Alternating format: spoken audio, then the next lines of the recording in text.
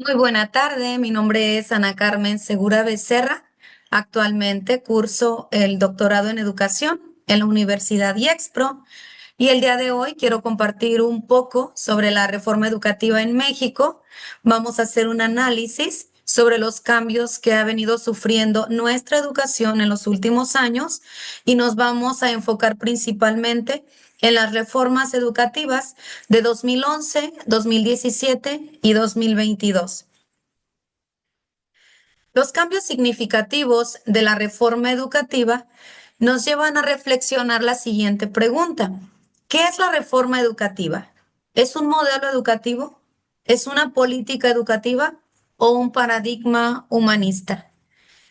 Considero yo que estas preguntas surgen por la rapidez con que se han venido haciendo esos cambios en nuestra educación y que no nos dan oportunidad ni a los docentes, ni a los alumnos, ni a los padres de familia, ni tampoco a los investigadores para poder definir bien qué es lo que se está haciendo, porque apenas estamos adentrándonos en la nueva reforma cuando surge otra reforma y cuando es el cambio de gobierno y que tiene que cambiar la reforma también, que apenas se estaba llevando a cabo o apenas nos estábamos enfocando o concentrando en ponerla en práctica pues de una mejor manera, ¿verdad?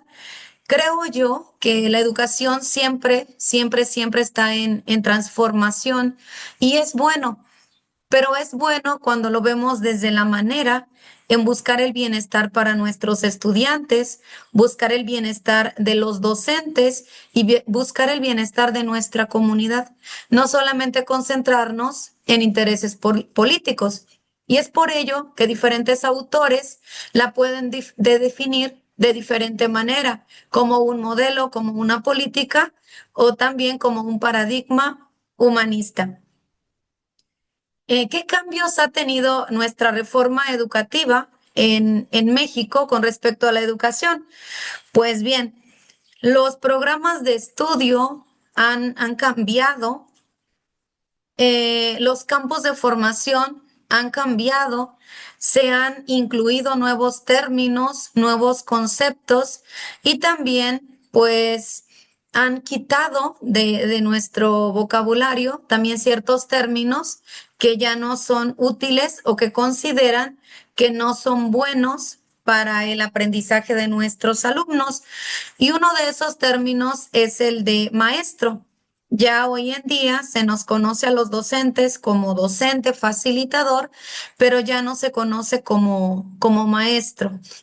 También han incluido el aprendizaje significativo, una educación de calidad y estos términos, pues considero que son buenos desde el enfoque que veamos o que le queramos dar, pero no son buenos cuando queremos incluir tantos términos que no nos concentramos solamente en unos cuantos y de tan amplio que queremos hacer nuestro vocabulario en la docencia, pues ya solamente hay una confusión y ya no sabemos realmente qué es lo que está pasando o cómo nos vamos a referir en la educación.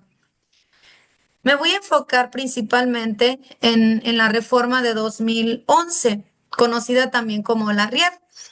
Esta educación estaba centrada en las competencias. Es aquí donde cambiamos el enfoque tradicional que se venía manejando en la educación y se comienza a incluir las competencias. El aprendizaje es por competencias, desde una problemática real, que los estudiantes se enfoquen en esa problemática y tengan las competencias para poder darle solución y poder salir adelante. En esta reforma surgen diferentes controversias porque hay personas que estaban a favor y personas que no estaban a favor, pero es dependiendo del enfoque que uno le vea, dependiendo de la interpretación que uno le vea. Porque si, por ejemplo, yo a mis alumnos les pongo una problemática, pero partiendo de esa problemática, les empiezo a ayudar a que en ellos se generen ciertas competencias para poder dar solución a esa problemática, pues considero que es una educación buena, es una educación que les está ayudando en su formación. Sin embargo, otros autores comentan, es bueno desde el momento en que tú le estás ayudando en una problemática, pero no siempre va a tener la misma problemática el estudiante. Entonces, en este enfoque, había unas competencias genéricas, competencias disciplinares y competencias profesionales, de acuerdo al nivel educativo. En ese entonces, cuando se genera esta reforma, yo daba clase en el nivel medio superior.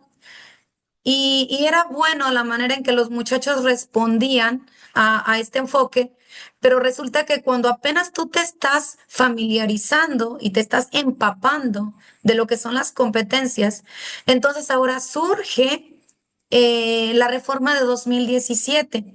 Viene a modificar el artículo tercero, se amplían nuevos términos, quita esto que son las competencias y entonces surgen los aprendizajes clave. Es aquí donde nos enfocamos en el aprendizaje que tiene que ser significativo para nuestros estudiantes. Y cuando se incluye este término, aprendizaje significativo, entonces yo me pongo a pensar, ¿nos están quitando algún mérito de que antes no tenían un aprendizaje significativo? Antes no estaban aprendiendo de la misma manera. Y considero que el aprendizaje de los alumnos es bueno cuando llevamos una secuencia, pero cuando surgen estos cambios es un tanto difícil porque, como mencionaba anteriormente, apenas nos estamos familiarizando con algo cuando ya nos hacen un cambio tan repentino, un cambio tan drástico, que es otra vez volver a empezar. Entonces, cuando surge la reforma en 2017, pues empieza a haber diferentes cambios. Había tanta inconformidad por parte de los docentes porque se empieza a crear el servicio profesional docente, donde empieza la evaluación para los docentes, empieza también los procesos de promoción, los procesos de admisión. También aquí ya no solamente los egresados de las escuelas normales o de la Universidad Pedagógica Nacional tenían acceso a la docencia, sino que aquí también se le da oportunidad a más profesionistas para que puedan entrar en este ámbito docente. Sin embargo, surgen inconformidades de por qué es la evaluación, por qué se les quita su trabajo a personas que no pasen el examen. Y pues considero yo que es algo muy válido porque sí, ciertamente que las pruebas que aplicaban, pues era desde un punto que quizá el servicio profesional docente organizaba, pero pues todos los docentes tenemos tanto perfil diferente como conocimientos diferentes, aptitudes diferentes, habilidades diferentes, y a todos nos estaban evaluando con un mismo instrumento, lo cual yo no considero que sea muy idóneo, porque entonces los resultados no son objetivos. Y aquí se les quitaba su plaza o su base. Aquellos docentes que tenían años los destituían simplemente porque no pasaban una prueba estandarizada que estaba diseñada por personas pues que ni siquiera conocían la forma de trabajar del docente. Entonces, como hay esta inconformidad, es como surge la reforma de 2017, pero aquí solamente se le da un seguimiento a lo que es la evaluación docente.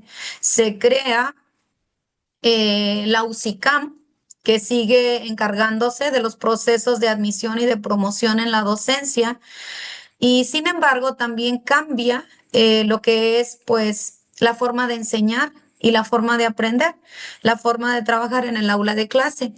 Si bien es cierto que también se les ha dado pues a lo mejor mayor interés para que las instituciones educativas estén más completas, estén mejor equipadas, tengan mejores instalaciones, pero pues eso no es del todo lo que estamos esperando, porque los grupos siguen en el mismo número, 40, 50 alumnos, para un aula que pudiera ser el espacio para 25 personas, 20 personas. Muchas de las veces se nos pregunta por qué los niños, por qué las niñas no aprenden. Y no se pudiera decir que es por los docentes o no pudiéramos decir que pues es por la forma de enseñar, sino también que todos traen diferentes capacidades, todos traen diferentes formas de aprender y sin embargo las herramientas que a nosotros nos ponen en la docencia pues son las mismas.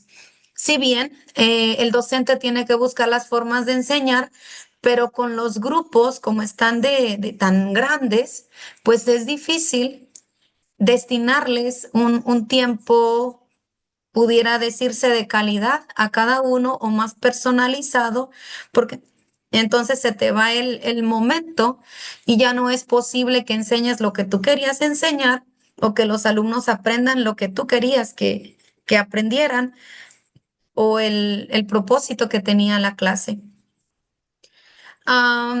Ahora, cuando en 2022 surge esta nueva reforma, conocida como la nueva escuela mexicana,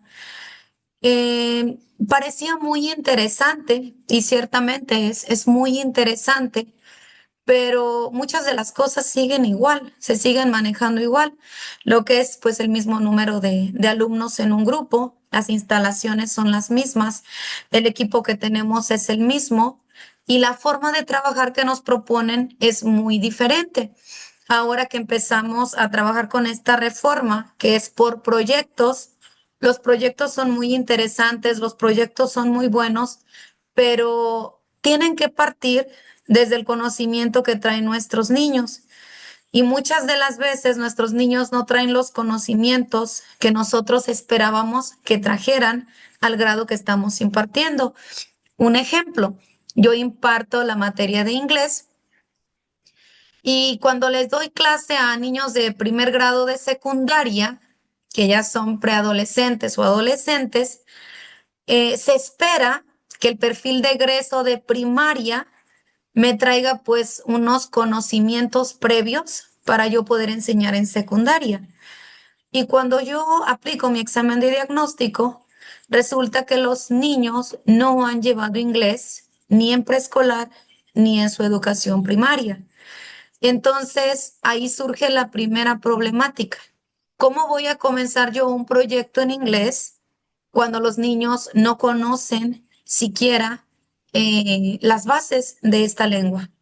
Entonces ahí comenzamos con un foquito rojo que me indica que voy a tener más dificultad para yo poder lograr mis procesos de desarrollo de aprendizaje, que ahora se conocen, pues los contenidos de nuestra materia ya no son contenidos, sino más bien que son procesos de desarrollo de aprendizajes o PDA, como se nos ha inculcado, que debemos ya conocerlos.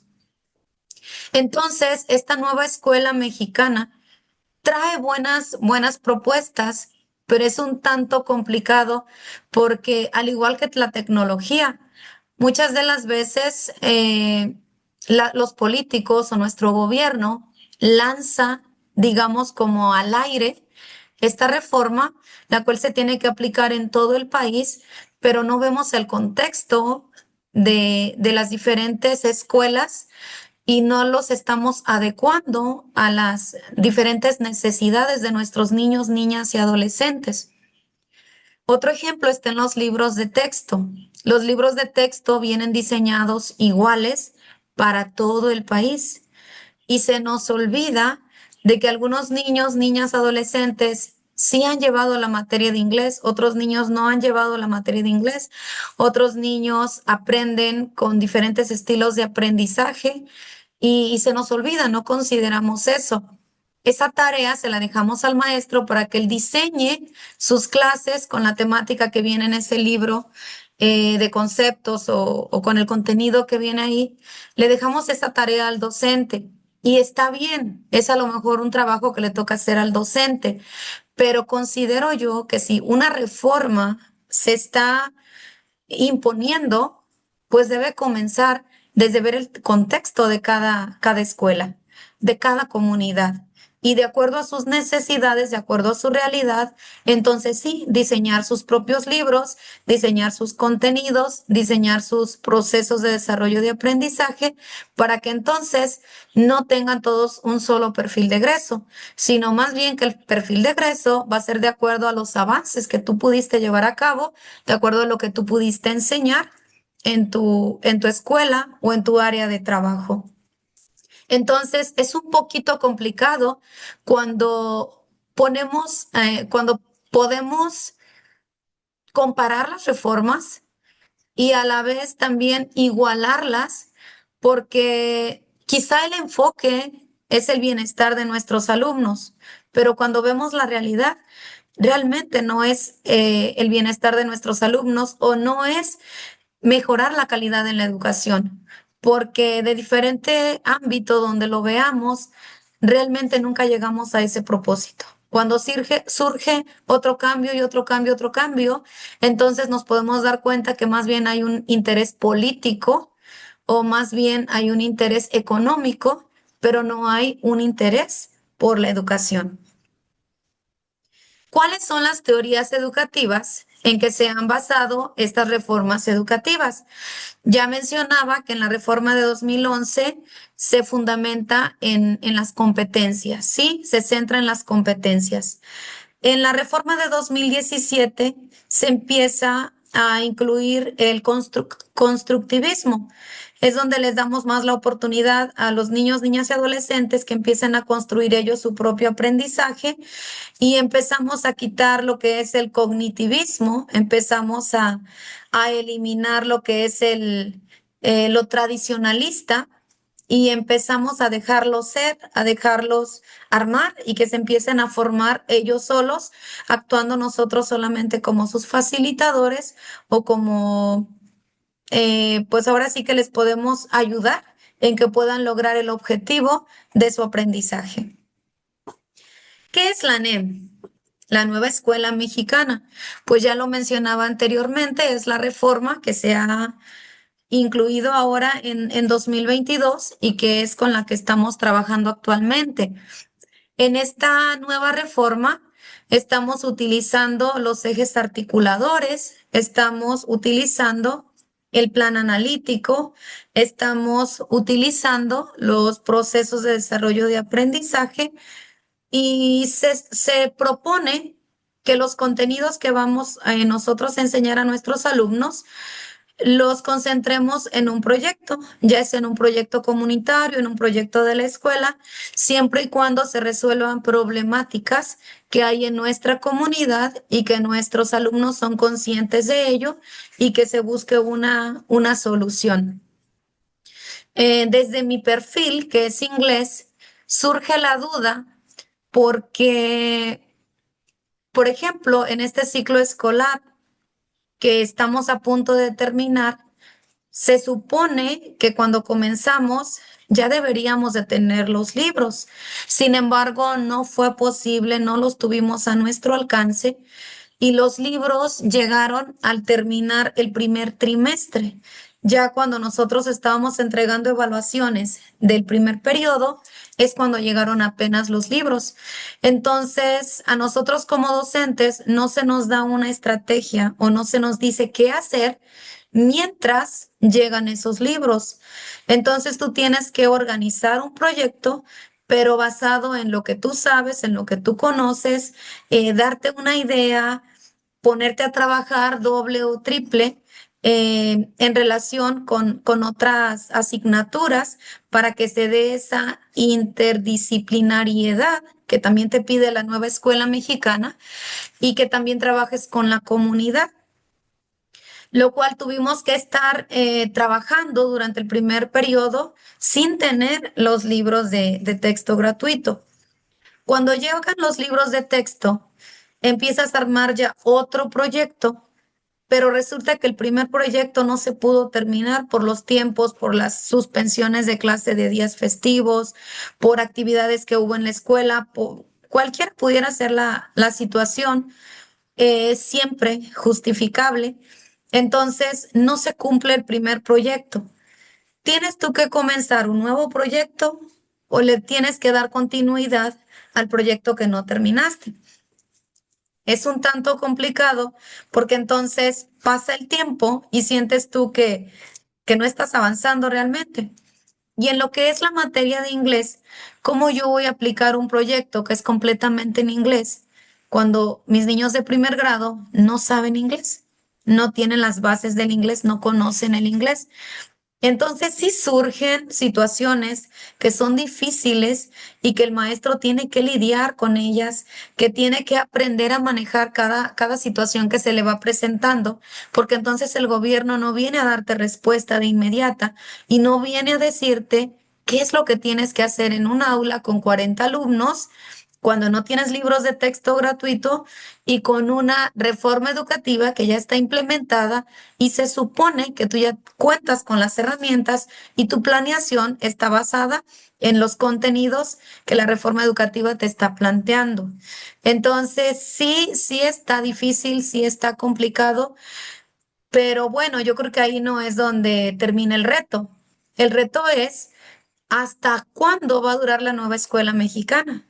¿Solamente 6 años que dure ahora el nuevo gobierno? ¿O si continúa el mismo partido político, va a seguir esta reforma educativa? ¿Va a haber otro cambio? ¿Va a haber otra reforma? ¿Se va a modificar nuevamente el artículo tercero que es sobre la educación?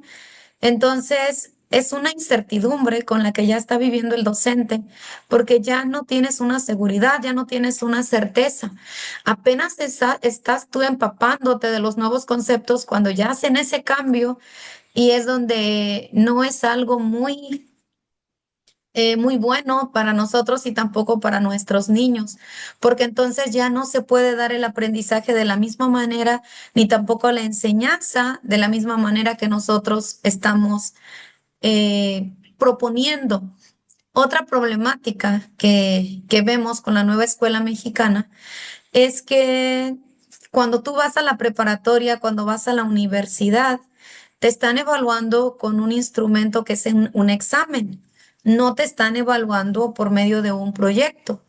Entonces, lo que es referente a la gramática o a las habilidades en cuanto al inglés, ¿cómo las van a desarrollar ellos si en el proyecto apenas lo comenzamos o lo llevamos a la mitad y no se estuvo dando énfasis en lo que son las bases o las reglas gramaticales de lo que es el inglés? Entonces, ahí también surge esta situación donde el maestro se pregunta, ¿qué hago? Tengo que aplicar un proyecto para seguir con esta reforma educativa, para cumplir con ella, pero también tengo que preparar a estudiantes que tienen que salir con un perfil de egreso porque van a nivel medio superior o van a nivel superior. Todavía aquellos que van a ir a un posgrado deben de llevar ya los conocimientos del inglés y cómo se los voy a enseñar si por medio de un proyecto se me dificulta porque apenas están adquiriendo nuevos términos cuando ya hay que cambiar el proyecto, cuando ya se termina el periodo o cuando no se pudo implementar ese proyecto. Entonces, yo creo que queda mucho por trabajar.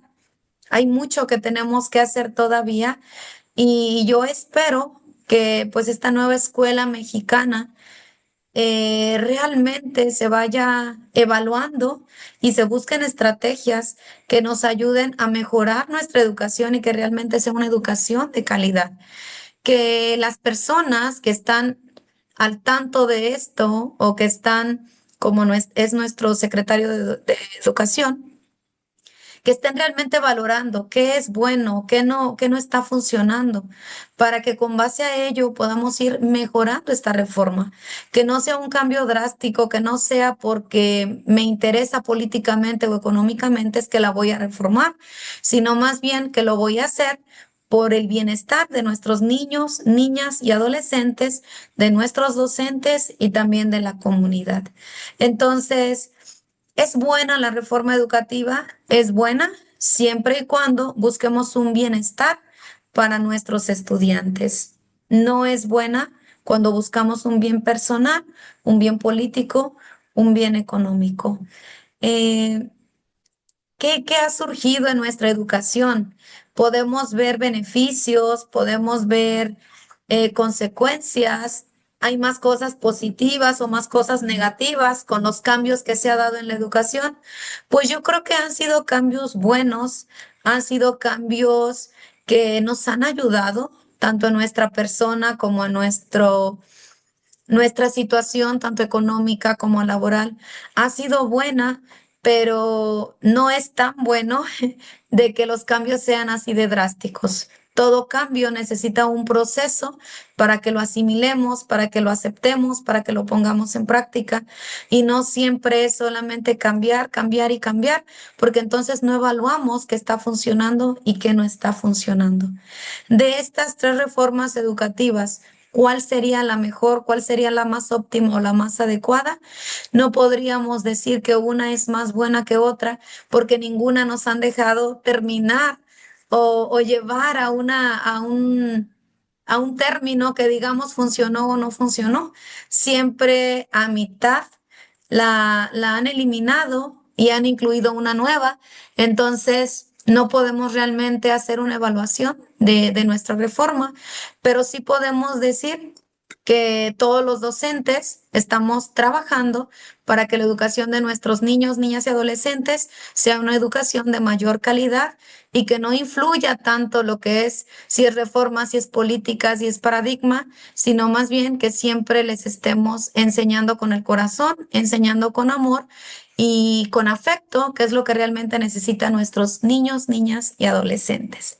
Esta es mi participación. Muchas gracias y pues me despido.